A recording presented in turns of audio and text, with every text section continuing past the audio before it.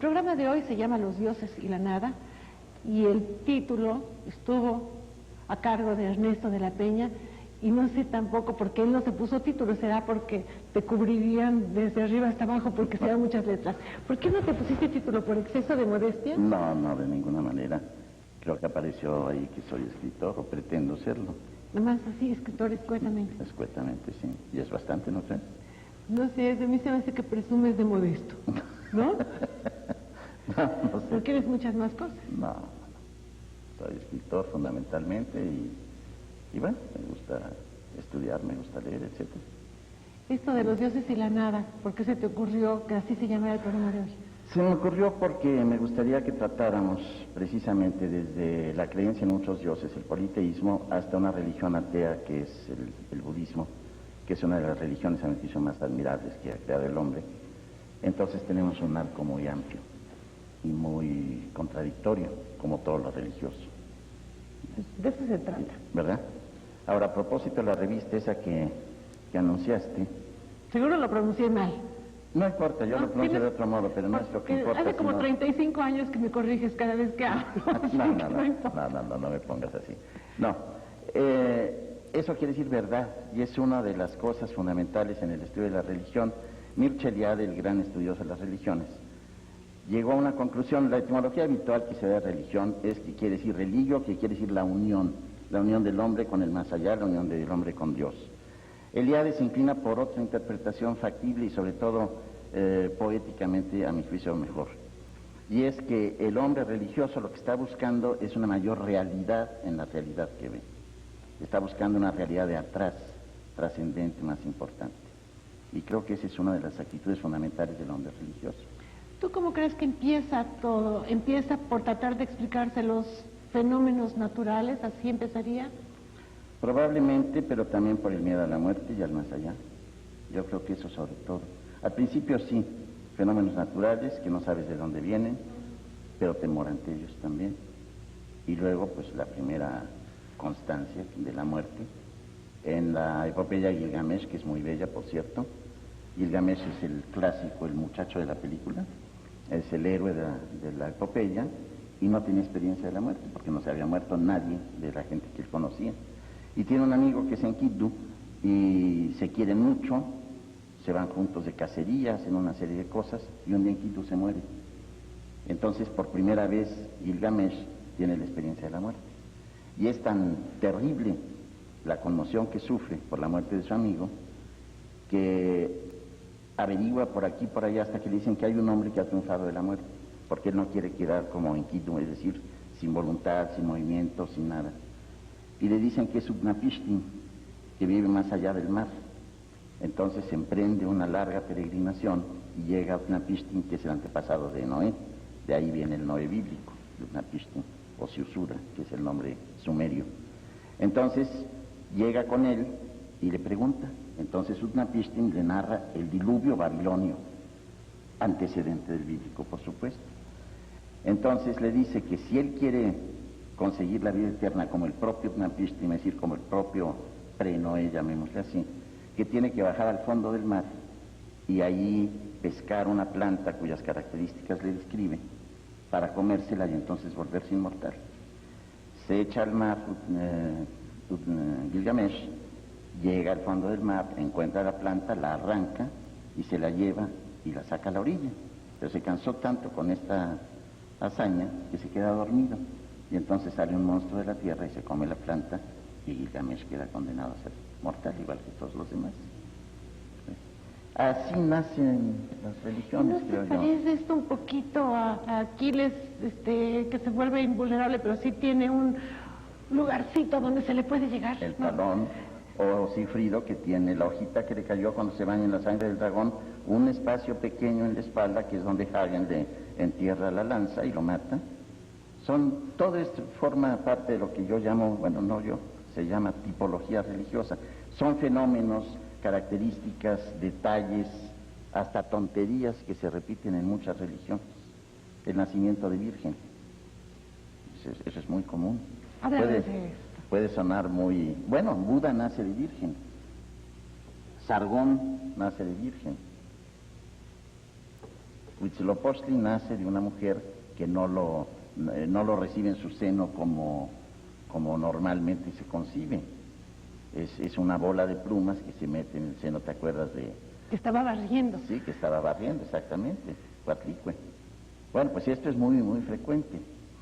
Y pues todas estas cosas que se van repitiendo y que forman parte, se llama tipología religiosa porque son tipos que se repiten. Y en el caso de Buda, que espero que lleguemos en la plática, pues Maya, su madre Mahamaya, es virgen y tiene un sueño. De aquí la inducción del embarazo de Mahamaya es por el sueño. Es decir, varía en todo caso el pretexto para el embarazo de la virgen, pero sigue siendo virgen, y sigue siendo virgen después del parto. Esto espero que no suene mal a las gentes muy creyentes, porque a fin de cuentas son hechos culturales.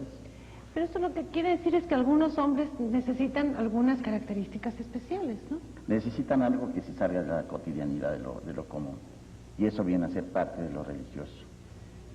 Entonces, para terminar lo de Maya, sueña con un gran elefante, y ese gran elefante viene a ser en el sueño el que engendra a Buda, no su padre Dasurata, sino este gran elefante. Es que esto lo que nos puede demostrar es todo lo que tenemos en común con los hombres a través de las épocas, Así aunque es. parezca que somos tan diferentes a través del tiempo y de la distancia geográfica, en el fondo lo único que nos está diciendo es que tenemos los mismos temores, Claro. las mismas aspiraciones y que no somos tan distintos. Y esto sería un argumento en contra del racismo, en contra de la discriminación de todos los tipos, ¿sí o no? Ojalá lo fuera. Debería de ser. Debería serlo, sí, pero... Es decir, sería sí no. una forma de vernos como parte Sí. de la humanidad y decir, encajamos así de diminutos en un marco más grande donde todos hemos tenido el mismo miedo a lo desconocido, Claro. el mismo temor a morir que tú mencionas. Bueno, en estos días se está celebrando la Semana Santa cristiana, y en la Semana Santa la culminación lógica es la resurrección de Cristo. ¿Y por qué es así? Bueno, porque Cristo viene a la tierra en la doctrina católica, en la doctrina cristiana, viene a salvar al hombre de sus pecados y viene a demostrarle que es hijo de Dios, y la mejor demostración para ambas cosas, para lo que se llama labor soteriológica, labor salvadora, es resucitar en un cuerpo ya incorruptible, aunque él tampoco se corrompe en su cuerpo humano, digamos, eso se supone. Pero viene a demostrar que el hombre tiene capacidades imitando a Cristo para salvarse también. Es una hermosa manera de ver las cosas, ¿no? Vuelve a Y hablar culmina en la resurrección. ¿Por qué? Porque también se nos promete a nosotros que al seguir las normas cristianas resucitaremos. Sí, nos portamos Sí, bien. nos portamos bien. Ahí es donde viene Sí, el nos portamos. if, ¿verdad? El sí condicional. Así es, así es. Allí es donde viene lo peliagudo. ¿Tú crees que estudiar las religiones, estudiar la filosofía, estudiar la mitología nos permitiría ser más ecuménicos, más comprensivos, más Sí. humanos? Estoy seguro. Puede ser un estudio angustioso porque cuando crees o no crees, cualquiera de los dos extremos, si crees mucho, precisamente por eso, y si no crees por la angustia de no creer y que estás buscando continuamente una solución a esa inquietud interior que es muy poderosa, puede ser muy angustioso el estudio de esto y estar buscando por aquí y por allá, dando como comúnmente se dice palos de ciego, y así sucede muy frecuentemente, a mí me ha sucedido. Pero de todas maneras es uno de los estudios. Yo creo que hay tres cosas que ponen al hombre en cierta medida en contacto con lo absoluto, con lo infinito, con lo grande, con el más allá, que son el arte, la filosofía y la ciencia aparejada a ella y la religión. Y no pondría yo ninguna prelacía, las tres en el mismo nivel, no sé. Y eso seguramente hace a los hombres sentirse más pequeños, Por supuesto, menos arrogantes y menos solemnes. por supuesto. ¿Sí te ha pasado que la gente espere que llegues así? Bueno, tienes un aspecto así medio bíblico, de cómo decir, sí. La barriga no es muy rabínica, pero de todas maneras podría ser. Pero que la gente te trate con el respeto con el que te debe de tratar, pero casi con una forma reverencial, que no se dé cuenta de que eres un ser humano falible, que quienes te conocemos desde hace mucho, Sí, claro. sabemos que eres un ser humano con sentido del humor, que no se toma muy en serio. ¿Te divierte el que la gente te trate así con mucha reverencia? Pues como que no lo entiendo yo muy bien. ¿No? Yo soy... Bueno, tú me conoces hace mucho y sabes que... Yo te conozco antes de que tuvieras barba. Esa es la diferencia. Esa debe ser, ¿verdad? No, eso no. ¿Te gusta que la gente te trate con esa No, lo encuentro normal, no sé, no me he puesto a pensar, esa es la realidad. Sí encuentro que hay personas que me hacen un favor a proceder así conmigo, pero bueno, creo que en general en la gente, pues eso es bonito. Si alguien piensa que alguien sabe más que uno, pues se le ve con un poquito de acatamiento y todo esto. Yo no creo saber más, ni es pose, ni mucho menos. Me he dedicado a algunas cosas y más o menos las conozco, pero en el momento en que comete un error también lo admito y ya está. Y todos cometemos muchos errores al día. Lo que sucede es que más que la mayoría de las personas que yo conozco, por ejemplo, te has dedicado a profundizar en las cuestiones religiosas, lingüísticas y de música, por ejemplo, ¿no? Bueno, de me arte. ha gustado, sí. Me ha gustado. Le vamos a unos mensajes que no tienen nada que ver con lo que estábamos hablando y regresamos con Ernesto de la Peña.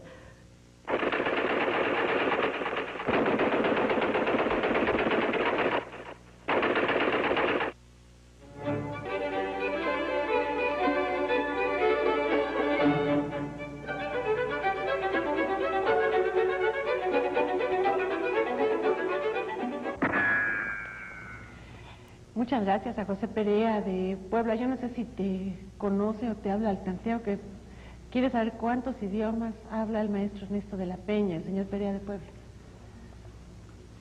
Bueno, pues hay que distinguir entre los que hablo y los que leo. Leo más de los que hablo, lógicamente hablo 5, pero leo 32. Hay un desequilibrio ahí. No, el desequilibrio está entre los que no, ni siquiera leemos los 5 que tú hablas, ese es el desequilibrio. De San Luis Potosí, el licenciado José Osorio, que dice: el protagonista del poema no se resigna a ser mortal y para lograr su inmortalidad manda erigir unas murallas que van a dar testimonio a las generaciones futuras de su inmortalidad. Esto es lo fabuloso de este poema, la primera epopeya de la humanidad. Tu interés por los asuntos relacionados con las religiones es lo que te ha permitido ver muchas similitudes. Bueno, a mí la Biblia, entre otras muchas cosas, que es uno de mis libros favoritos, me ha servido para el estudio de los idiomas, porque yo hacía una cosa que me resultó muy provechosa. Tomaba yo la Biblia en un idioma que yo conociera y estaba estudiando otro, y entonces comparaba los textos sencillos, obviamente no los poéticos, el Génesis, qué sé yo, y los comparaba entre los dos idiomas y me iba orientando y me ayudaban mucho para el aprendizaje del que estaba estudiando. Para eso me ha servido mucho. Y bueno, y es un libro, pues, obviamente religioso, ¿verdad? ¿No te aterró el pensar que hay malos traductores que de repente sí se barrían? Fue uno de los motivos para que estudiara yo hebreo y arameo y griego y estas cosas, precisamente, sí. Hay interpretaciones muy curiosas de la Biblia, muy interesantes. Por ejemplo, mucha gente piensa y lo afirman por ahí y se apoyan y dicen que el testimonio de San Malaquías es uno de los profetas menores, pero por ahí inventaron un San Malaquías. Malaquías es a secas Malaquías, no San Malaquías. Pero por ahí salió un impostor en la Edad Media, según dicen. No estoy totalmente de acuerdo con eso porque no he encontrado ninguna documentación que avale, pero se supone que es un individuo que escribió en la Edad Media y le han puesto San Malaquías y toma del profeta menor Malaquías y esto lo otro. Bueno, por cierto, es el último libro del Antiguo Testamento hebreo, la profecía de Malaquías. Bueno, entonces, según esa profecía, totalmente espuria porque no pertenece a la Biblia ni nada por el estilo, el mundo se acabará el año 2000. Yo creo que lo has oído por ahí, yo creo que cualquier persona ha oído eso, que el año 2000 el mundo se acaba. Bueno, no es profecía bíblica y la Biblia no lo dice en ninguna parte, pero sí es muy interesante que las letras hebreas, aparte de que tienen sonido y valor, tienen también valor numérico. Entonces, en el primer versículo del Génesis, que es el versículo donde se habla de que Dios creó el cielo y la tierra, está 6 veces la letra Aleph, y esa letra tiene el valor de 1000, y está 6 veces, son 6000. Entonces alguien dijo, si este es el versículo de la creación, tendrá que tener implícita la clave de la destrucción y el final del mundo. Como está 6 veces la letra Aleph, son 6000. Y calcularon 4000 antes de Cristo, entonces 2000 después de Cristo tendrá que destruirse. Esa es una de las cosas divertidas que hay en estas. Pero como de todas maneras los calendarios, nadie se ha puesto de acuerdo y no son exactos, hay versiones diferentes, no tenemos por qué preocuparnos mucho, ¿verdad? Porque el programa que grabamos para este jueves habla de esto, del temor al final de un siglo y luego al final de un milenio, como hay una vuelta a la religiosidad o a la espiritualidad, y estos temores de que con un ciclo creado por el hombre es cuando venga a ocurrir una catástrofe. Sí, no hay ninguna razón. El año 1000 hubo, una serie de flagelantes que recorrían Europa dándose latigazos y haciendo penitencias terribles, murieron muchos de hambre, se pudrieron en las carreteras, en los caminos, en los campos, se castigaron, se suicidaron en el año 1000. Y ahora no dude que sucedan cosas peores, ¿verdad? Con todos los adelantos de la ciencia que pueden servir para estas tonterías, que son a fin de cuentas tonterías y fanatismos sin base, como todo fanatismo, ¿no? Y a lo mejor ocurre que también en los años terminados en 59 o en 44 ocurre el mismo número de catástrofes naturales, pero nadie se ha tomado la molestia de registrar las estadísticas. Podría ser, claro. ¿No? Podría ser. Porque yo no le veo ningún sentido a que los años terminados en 2 ceros o en 3 ceros, sobre todo puesto que el calendario tiene versiones diferentes. En primer lugar. En segundo lugar, ¿por qué ha de ser en ceros? O en 13, o en lo que tú quieras, no hay ninguna razón. Una catástrofe natural ocurre cuando tiene que ocurrir y no sabemos cuánto tiene que ocurrir, por desgracia, ¿no? Ya ves, el terremoto terrible, pues, ¿por qué ocurrió? El 85 y el 85 es clave de no sé qué. Esas son cosas absolutamente en el aire. No tienen ninguna base científica ni lógica siquiera. Y eso también, colateralmente a la religión, hay mucho, la superstición es una condición casi sine qua non de lo religioso, la superstición, el tomar demasiado a pechos los fenómenos religiosos, esto, lo otro, y pensar que si no cumple cierto... Esa es la idea del ritual, el ritualismo muy severo y muy torpe, creo yo. Si tú no cumples un ritual determinado, te castiga la divinidad en la que crees. Si no das 7 pasos a la derecha y 24 a la izquierda y te hincas 4 veces y dices 5 oraciones de tal o cual tenor, pues entonces te cae un rayo, pues son tonterías, ¿no? No tiene ningún sentido. No tiene ningún sentido. Lo que sucede, me gustaría que nos lo pudieras explicar, las diferencias entre lo que se llama mitología griega y romana. Bueno, para ellos era religión, era mitología. Era religión, pero la religión profunda de Grecia, sobre todo, no era la religión olímpica. No era la religión que estudia la mitología. Era, por ejemplo, los cultos órficos, los cultos pitagóricos y en general todo lo que se refería en los trágicos te lo encuentras expresado, sobre todo en Esquilo, que es el más antiguo, te encuentras el temor a los dioses, y más que a los dioses, y lo dice tanto Homero por una parte como Esquilo por otra, y si no recuerdo mal Sófocles también, por encima de los dioses está la Moira. La Moira es justamente, viene de una raíz que meros quiere decir parte, entonces la Moira es lo que está asignado, es decir, la parte asignada a cada hombre y a cada ser superior, a cada dios. Y los dioses están supeditados a la Moira, es decir, los dioses están supeditados al destino. Entonces la religión griega era una religión, la mitológica, que se llama habitualmente religión olímpica, aunque no abarque todo el término, era una religión un poquito de simulacro de lo religioso. El fenómeno religioso profundo de los griegos creo que está en estos cultos que te he dicho. En el religioso profundo de los griegos creo que está en estos cultos que te he dicho. En lo dionisíaco también, en todas estas cosas, que son fenómenos religiosos muy profundos, que produjeron además movimientos revolucionarios en la cultura griega, y los dioses siguieron siendo muy decorativos, muy propios para las letras, y siguieron apareciendo, pero no era, creo yo, el fenómeno religioso propiamente dicho, lo que Otto llama lo luminoso, lo que te conmueve, lo inexplicable, lo más poderoso que tú y todo. Entonces sí era una manera de religión, por supuesto que lo era, no podría decir que no, pero era una religión de la superficie.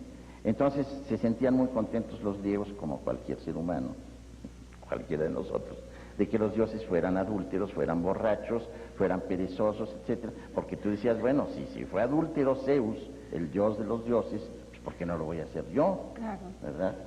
Y la lata que le daba la mujer persiguiéndolo con sus celos y esto y el otro, que se da en el panteón germano. También Wotan era muy casquivano, de corazón muy alcachofesco, como decimos en México, ¿verdad? Y entonces andaba Frica detrás de él persiguiéndolo y echándole unos terribles regaños porque le ponía los cuernos con quien podía. Ahí tienes una pareja de dioses supremos, mal avenidos, con el marido casquivano y la mujer, bueno, la que funda la familia, la vida de la familia, etcétera, etcétera. Entonces son cosas que encubren fenómenos más profundos, ¿no? Que son observaciones sociales, psicológicas, todo lo que tú quieras.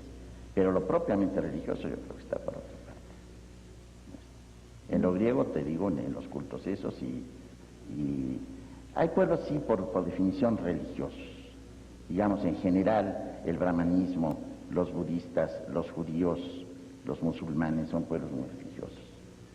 El pueblo como masa, en su conjunto, suelen ser pueblos muy religiosos. ¿Tú sí crees, como este programa que grabamos para el jueves próximo, que hay un retorno a la espiritualidad y a la religiosidad, que ha aumentado el número de seguidores? Mira, a mí me inquieta mucho una cosa que he visto las estadísticas, por eso te lo puedo decir con toda la seguridad del mundo. A mí me inquieta que hay dos fenómenos paralelos en la actualidad.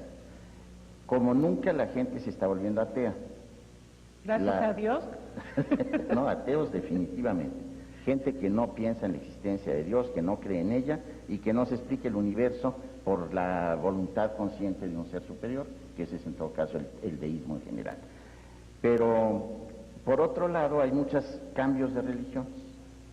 Tú eres de X religiones, te cambias a la religión Z, y la que tiene más conversos, estadísticamente hablando, en la actualidad es el islamismo. A la cual se adhieren más personas. Sí, señor. Y aquí sí es una religión, como se dice, más fundamentalista, más estricta, más que puede llegar a los grados del fanatismo. Es difícil llevarla de una manera liberal y abierta. Mira, en lo escrito, el Islam es una religión muy abierta. La realidad es otra, porque uno de los postulados básicos es el yihad, que es la guerra santa. Pero, te repito, los postulados fundamentales, la peregrinación a la Meca, sobre todo, para no entrar en más cosas que sería demasiado tardar. El postulado fundamental, Dios es uno y Dios es único, que ese es el pilar del islamismo, pues eso es, digamos, relativamente fácil de observar, y quien cree en eso ya se puede considerar en cierta medida musulmán. Tiene que observar otras cosas, pero ese es el dogma fundamental de ellos. Eso no tiene que ver con muchas cosas que se hacen también a la sombra del Islam. Y eso, por supuesto, tiene raigambre judía. El Corán no es un libro que se puede explicar si no tiene como antecedente a la Biblia. Lo mismo que el cristianismo. Por supuesto, el cristianismo para los judíos es una herejía respecto al judaísmo, ¿verdad? Es una anomalía, es una herejía definitivamente.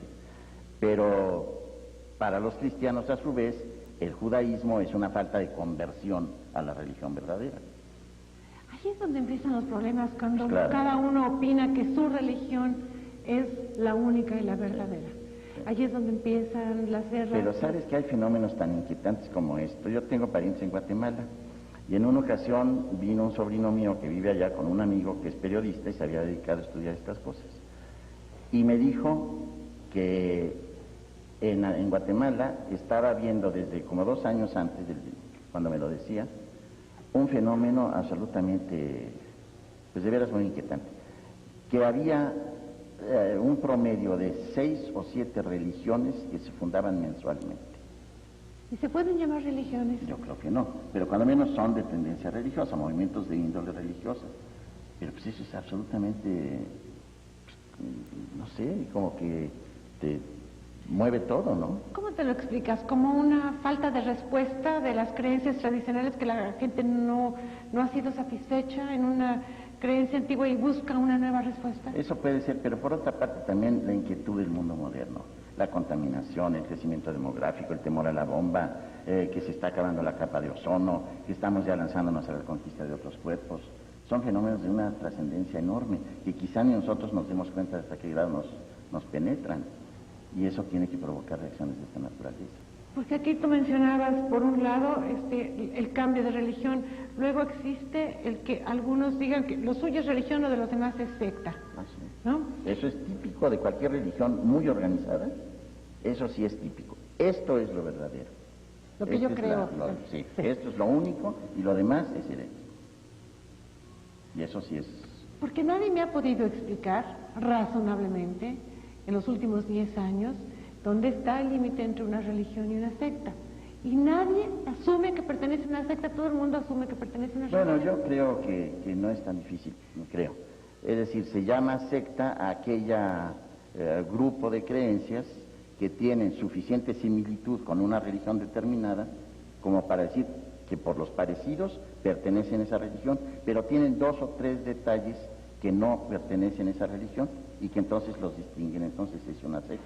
Pero si tú tienes 10 postulados básicos y 6, 7, 8 pertenecen, digamos, al catolicismo, pero 2 o 3 no, pues es una secta del catolicismo.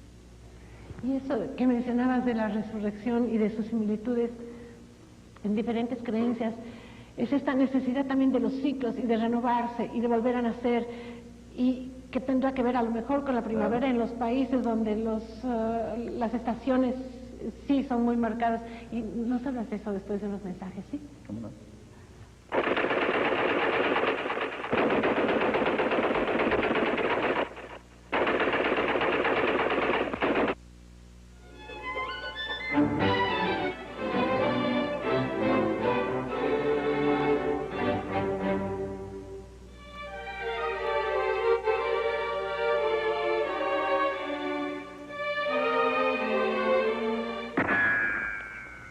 Gloria Rojas de la colonia Escandón dice: María Victoria, la envidio por tener el privilegio de poder tratar y entrevistar a don Ernesto de la Peña. Ay, qué amable. Órale, es un mal sentimiento eso de la envidia, ¿no? La verdad está feo, pero pues sí, es muy agradable.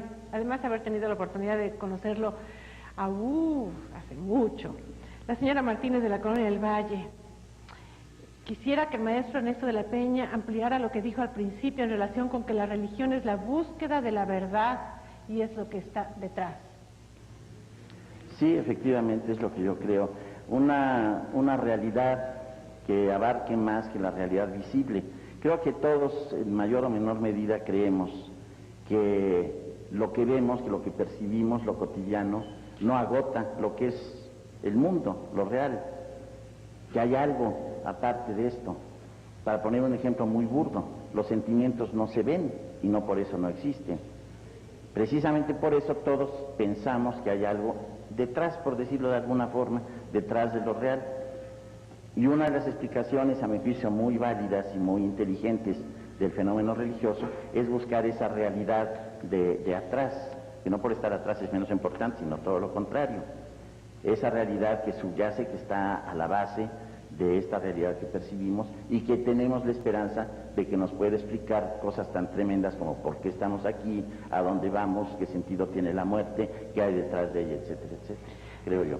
Rosa María Caraza de Chigaray dice: felices Pascuas, Ernesto y María Victoria.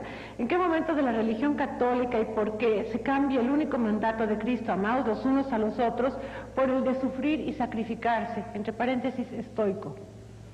Bueno, en los evangelios no podría yo precisar los versículos, no tengo memoria para decir versículo tal o capítulo tal de los evangelios, pero desde luego quiero hacer primero una aclaración, perdón. El amados los unos a los otros es precepto de Cristo, pero está en el Levítico, es decir, es del Antiguo Testamento. A fin de cuentas es un precepto judaico. Cristo era judío, entonces no tiene ninguna sorpresa decir esto, pero sí es muy importante decir que no es creación de Cristo este precepto. Por una parte. Por otra parte, en los propios evangelios, si usted los vuelve a leer, se va a encontrar que sí, Cristo dice, por ejemplo, yo vine a traer división, no vine a traer paz, vine a traer espada, no vine a traer tranquilidad, etcétera, etcétera, y habla de que él le pide a los apóstoles y a través de los apóstoles a la humanidad que velen con él, que participen en sus sufrimientos, etcétera, etcétera, porque es una manera de purgar, es una manera de hacer que el hombre que es pecador por naturaleza, que está sometido a la culpa, al pecado original y todo esto, se vaya purificando.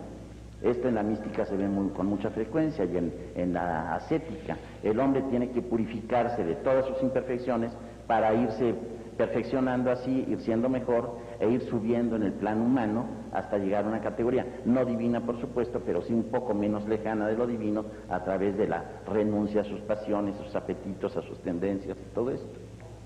De San Ángel, el señor Valencia le pregunta a Ernesto de la Peña si en lo personal tienes alguna religión y si le podrías recomendar algún diccionario en español hebreo.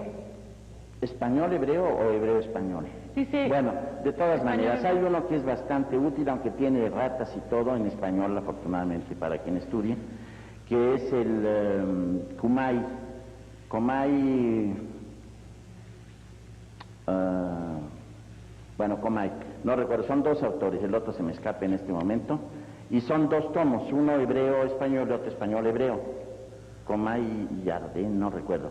La editorial es Ajiasa y se consigue en México, yo los compré en México los dos tomos, es bastante bueno. ¿Y qué otra pregunta había? ¿Qué religión tienes en lo personal? Yo ninguna en especial, soy hombre religioso por inclinación, por estudios, de familia fui católico, he dejado de serlo, pero no tengo una religión propiamente dicha, no estoy circunscrito a un grupo de creencias, ni una comunidad religiosa, ni nada por el estilo. Respeto absolutamente a todas y de verdad. María Eugenia Briviesca de Tlatelolco, ¿por qué cada año se conmemora la muerte de Jesucristo en diferente fecha? Porque es un cálculo lunar y obedece también al principio de la primavera. En el fondo todo esto eran festividades agrarias. Es decir, se hacía una ofrenda que era el Homer en el Antiguo Testamento de los primeros frutos, de las primeras cosechas, y como son lunaciones y todo esto, varía por eso, ¿verdad? Ahora, respecto a lo que me preguntaba la persona anterior, quiero decirle que yo traduje, y pronto saldrá a la venta, del griego al español traduje los 4 evangelios, y mis notas obedecen fundamentalmente a mis convicciones viejas que son de católico, ¿verdad? Y va a ser una edición católica, ¿verdad? Mira, aquí me felicitan por todo lo que tú sabes. Eso está muy bien, ¿no? Fíjate, me salió baratísimo. No, pues qué barbaridad, gracias. La señora de los Reyes de Iztacalco me felicita a mí por tenerte a ti como invitado. Pues ya la hice. No, pues gracias a ti, ¿no? De Irapuato, Guanajuato, el señor Adolfo Romero, ¿cuál es la opinión de Ernesto de la Peña sobre la teoría evolucionista de la deidad de Jordan y el concepto de la Iglesia Católica de una sola pareja como inicio de la humanidad? Bueno, se ha hablado mucho de eso, del monogenismo y del plurigenismo. Yo creo que realmente son muchos orígenes, no puede circunscribirse, y en todo caso estaríamos en cuenta de la paleontología. La paleontología ha descubierto fósiles muy antiguos en distintas regiones del planeta. No se puede hablar de monogenismo, es decir, del origen en un solo lugar. Esto no deja de ser una forma simbólica de decir que el hombre tiene un origen, no dice que el hombre descienda de animales superiores, inferiores a él, pero superiores a los demás, ni nada por el estilo. Pero de hecho no puede decirse, teniendo los pies en la tierra y conociendo poco, aunque sea, los datos de la ciencia contemporánea, no se puede decir que el hombre solo nazca en un lugar. Se puede decir que hay hombres más antiguos que otros y que hay proyectos de hombre que fracasaron. Eso sí lo podemos decir, el Australopithecus fracasó, y el hombre de Pekín fracasó, y el Yeti y estas cosas. Son proyectos de hombre que fracasaron, pero el hombre, lo que se llama Homo sapiens sapiens, que somos nosotros, no fracasó, pero se dio en muchos lugares de la Tierra, de modo que no podemos hablar de esa pareja original, no deja de ser un hermoso símbolo nada más, creo yo. Arturo Alonso, de Ampliación Las Águilas, dice: cada uno de nosotros, como ser humano, debería investigar su propia religión, que no le sea escogida por otra persona. La mayoría de la gente tiene una religión debido al accidente geográfico del lugar donde nació. Estoy totalmente de acuerdo, porque es bastante triste que una persona que dice profesar X religión ignore totalmente lo que la religión que dice profesar sostiene. Eso es cierto. Rosa Ramírez, de Pedregal de Carrasco, dice: yo era maquillista en el Canal 13 cuando Ernesto de la Peña trabajaba con Jorge Saldaña, y le quiero enviar un saludo afectuoso. Me acuerdo muy bien de usted y yo se lo mando también. Miguel Ángel Vázquez, de Aragón, quiere saber si estás escribiendo periódicamente en algún lugar. No, ya no. Estaba escribiendo Siempre, en Excelsior, pero por el momento no estoy escribiendo. Digo, periódicamente, estoy escribiendo otras cosas, pero no... Danos el nombre de alguno de tus libros. Mira, el último que publiqué se llama El inimitable caso de Borelli. Lo editó Siglo XXI y es una novela, es mi primera novela. Antes de eso escribí 2 libros de narraciones, que son Las máquinas espirituales, que fue el segundo, y Las estratagemas de Dios, hay temas religiosos, que fue el primero. El primero fue editorial Domés, el segundo editorial Diana, el tercero es el de Borelli, que es Siglo XXI, y está... pues digo, con los cambios últimos espero que no haya trastorno, a punto de salir por Conaculta, por el Consejo Nacional para la Cultura y las Artes, otro libro de poemas en prosa que se llama Mineralogía para intrusos. Mineralogía para intrusos. Son poemas en prosa. Felicitaciones al maestro de la Peña, de la familia Gamero de Arboledas. Gracias. José Mendizábal, de la colonia Garza, Chapultepec, dice, en términos de la religión cristiana, Cristo murió en la cruz, pero ¿por qué se toma la cruz como símbolo del cristianismo? Bueno, porque es lo que redime. Es decir, Cristo padece voluntariamente el tormento de cruz, que era muy infamante. Era el castigo que se le daba a los asaltantes de caminos, a los violadores, a los asesinos y todo esto. Y entonces se lo aplican a él. Amén de que la cruz es un viejo símbolo mágico, por cierto, del cruce de dos caminos que toman la potencia de uno y del que se cruza. Eso desde Egipto y desde antes. Está la cruz ansada en Egipto. Ustedes deben recordar que es una especie de té con una como burbuja encima. Es esta Anj en egipcio, que es la vida eterna. Todo esto se conjuga en el símbolo de la cruz. Pero aparte de ello, Cristo muere en la cruz. Se supone que voluntariamente, de acuerdo con la teología católica, muere voluntariamente en la cruz, padeciendo el más infamante de los castigos, para ponerse en el nivel más bajo de la humanidad y dar muestra de humildad con ello y de superación como promesa a todos los seres humanos. ¿Verdad? Ahora le voy a decir como dato curioso que hubo una herejía de los docetistas que creían, por la excelencia misma, por la divinidad de Cristo, decían, no es posible que Cristo haya muerto en la cruz. Lo que murió era un simulacro, un fantasma de Cristo, pero él se fue en cuerpo y alma al seno de su Padre, al cielo. Entonces eso era un simulacro. Se llamó docetista porque doqueo en griego quiere decir parecer. Fueron condenados, por supuesto, si no recuerdo mal, el concilio de Calcedonia, hacia el siglo V, si no recuerdo mal. Pero es curiosa la herejía, porque decían, no es posible que como llama San Agustín hablaba, de que a fin de cuentas, qué bueno que habían pecado los primeros padres, Adán y Eva, decía feliz culpa, porque habían dado pretexto por el pecado original y todo lo que se sigue del pecado original, habían dado pretexto a la segunda persona de la Trinidad para venir a salvarnos, y entonces era una culpa feliz por haber provocado que Cristo viniera a la tierra. El nombre y la actividad, sí, por favor. Liliana, cirujano dentista del Hospital General de la Secretaría de Salud. Quería aprovechar al señor con estos conocimientos exactamente para plantear una cosa no filosófica, sino de la vida práctica. ¿Qué sucede con religiones como las de Testigos de Jehová? Nosotros enfrentamos muy seguido en el hospital pacientes que son creyentes de esta religión. Sí. Y las madres, cuando les explicamos que si el procedimiento quirúrgico va a llevar muchas horas, va a necesitar su hijo una transfusión, nos dice, déjenlo morir, transfundirlo jamás. ¿Qué predicamento para el médico que estudió y cuya filosofía es salvar las vidas? ¿Qué hacer en un quirófano? El médico que lo transfunde sin un permiso de un padre, ¿con qué cargo de conciencia se queda para el resto de su vida de no haber respetado ese tipo de creencias? ¿Qué opina usted? Muchas gracias. Me plantea usted un problema, creo que insoluble, porque por una parte el respeto al sentimiento religioso de los demás es sagrado, pero también la vida humana. Yo me inclinaría en lo personal a salvar la vida o tratar de salvar la vida. Creo que la ciencia y la cordura exigirían eso. Pero por otra parte es muy respetable que ellos sigan esa manera de pensar. Pero yo creo que en el papel de un médico o de un colaborador de un médico, lo primero es salvar la vida humana. Gracias, doctora. Juana Marta Mejía de Villa Olímpica te pregunta, ¿qué puedes comentar sobre la idea del Dios desconocido de los griegos? Y lo que pasa es que yo, entre que leo mal, no entiendo la letra, la libación que ofrecían en su nombre. Libación, dice. Bueno, San Pablo habla de que encontró en Atenas, en el Areópago, encontró el plinto de una estatua, la base de una estatua, el zócalo de una estatua, y decía agnóstofeo a un Dios desconocido. Que se ha especulado mucho lo que quiere decir esto. De hecho, podría ser, no lo afirmo, pero podría ser, y es una de las hipótesis, que ese Dios desconocido fuera lo que yo decía hace unos momentos. Esas fuerzas superiores a los dioses, como es la Moira, como es la Imarmeni, como es la Aisa, son muchos nombres que reciben y tienen sus matices y sus peculiaridades que no sería el momento de explicar porque son cuestiones específicamente griegas.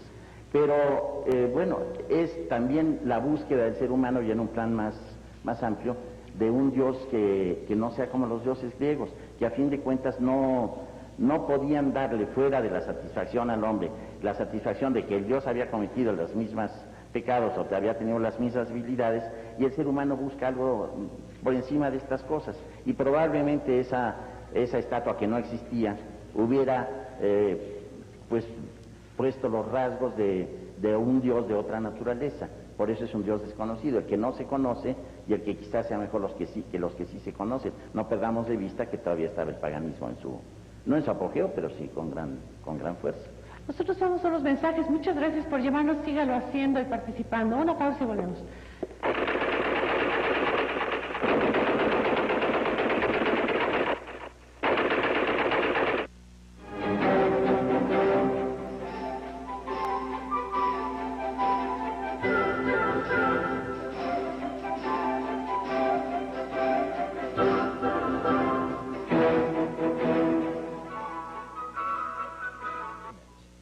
Esto es lo que le dicen la magia de la televisión, que yo quedé de alta. ¿Usted cuándo mide? 1,72. Yo quedé más alta, estuvo muy bien, no muy bien pensado. Adelante. Así es. Más que una actividad. Gerardo Escutia, estudio filosofía y he tenido alguna injerencia con la cuestión religiosa cristiana. Por esta razón quisiera, más que preguntar, dar una opinión. La opinión que quisiera darles y a todo el público, distinguir entre lo que es una religión cristiana y una iglesia católica, entre lo que serían las distintas sectas, las distintas agrupaciones, comunidades, pero que eso no agota en el sentido de lo que Jesús, como el Hijo de Dios, para el cristiano, quiere indicar. Por otra parte, quisiera establecer que su título de la religión y la nada, los dioses y la nada, me parece muy sugerente cuando hablaba del budismo, porque sería una de las religiones más apegadas a lo humano, en el sentido de no buscar la respuesta al sufrimiento, al dolor, a la muerte, en un trascendente tan lejano que a fin de cuentas se hace inalcanzable. Pero lo peculiar del budismo y lo inquietante del budismo es que ellos por lo que propenden es por la aniquilación de la persona. No recuerdo yo alguna religión tan importante y menos importante que tenga esa finalidad. Todas las religiones buscan la salvación personal y el budismo busca la extinción de la personalidad. Eso es notable. Esa extinción que es el nibbana o nirvana. Nibbana porque el pali es la lengua original del budismo y se dice nibbana, y en sánscrito nirvana. Entonces eso sí es muy inquietante para mí. Busca la aniquilación, por eso es la nada, por eso aludí yo. Y ahora, como usted estudió filosofía, me viene a la cabeza la pregunta más importante que se hizo, a mi juicio, en toda su vida, nada menos que Martin Heidegger, el creador del existencialismo alemán. Y dijo, ¿por qué el ser, más bien el ser y no la nada? Esa es tremenda pregunta. Por supuesto insoluble, ¿no?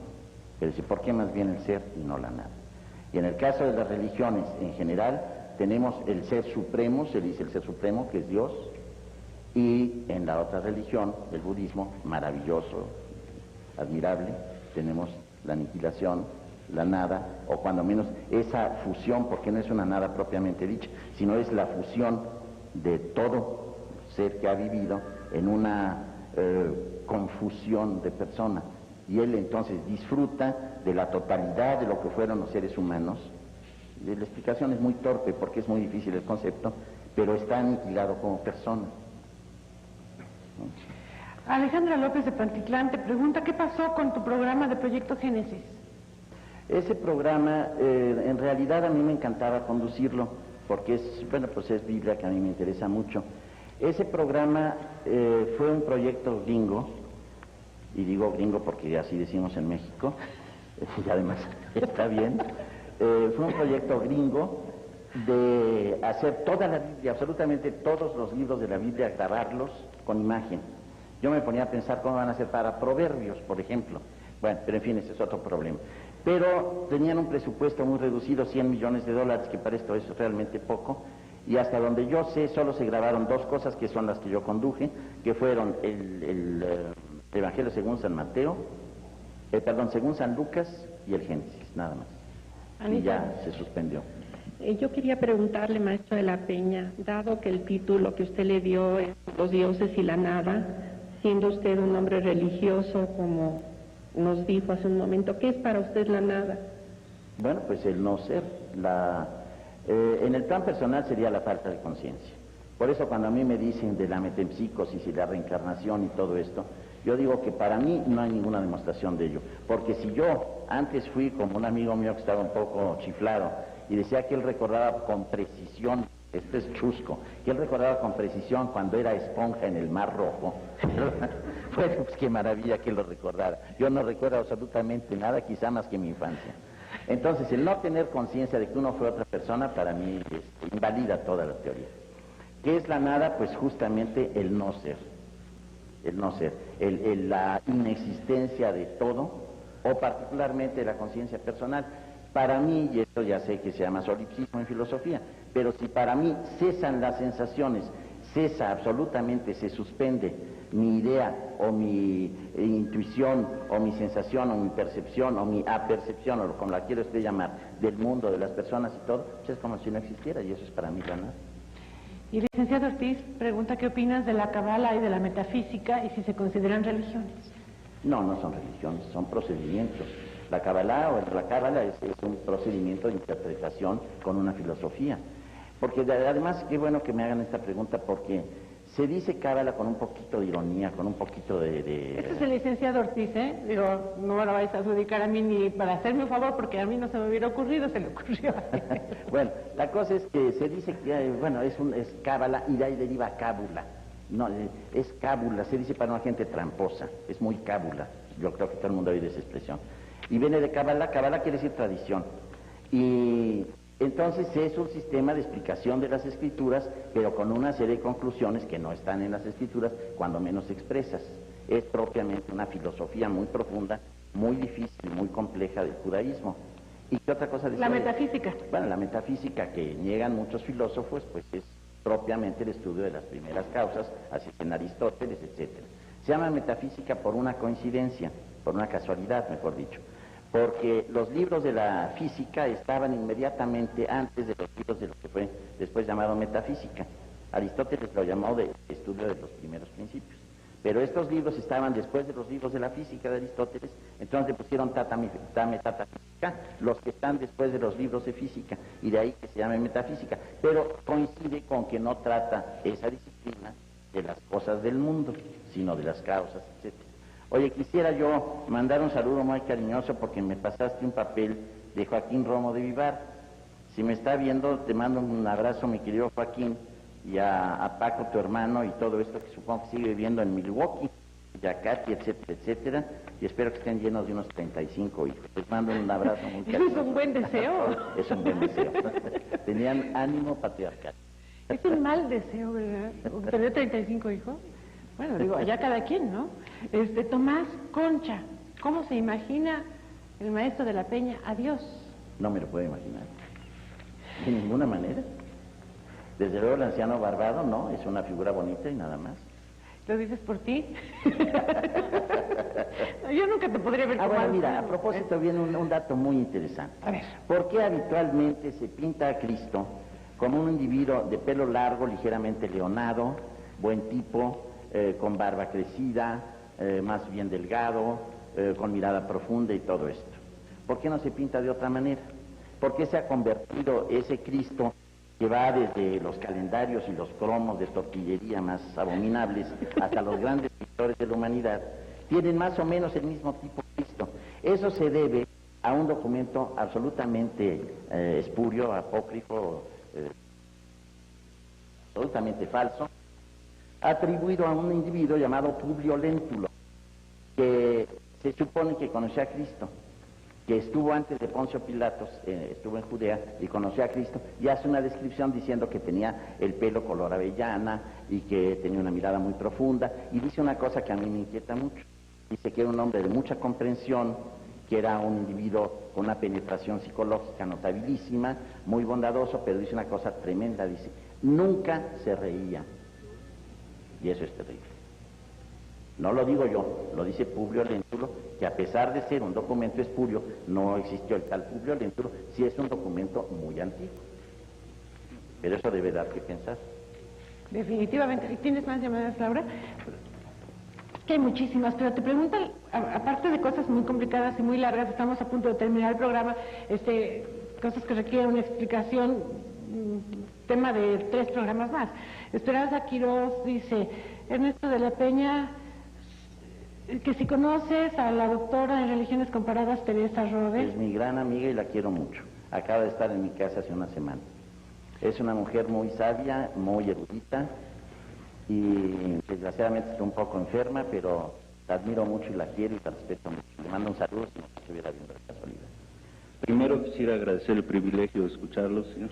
Y segundo, respecto a la pregunta de cómo se imagina a Dios, me acuerdo de un poema que creo que era un soneto de Manuel Acuña, donde dice que los números concluyeron que si existían era gracias al uno y le erigieron un templo. Pero un día que el uno llegó solo, se dio cuenta que el uno y él eran iguales. Muchas gracias. Muy bonito. Dice, ¿cuál de Jalapa, Veracruz, el señor César Carrillo, maestro de la Peña, cuál de las religiones o sectas cree usted que interpreta mejor el Viejo Testamento?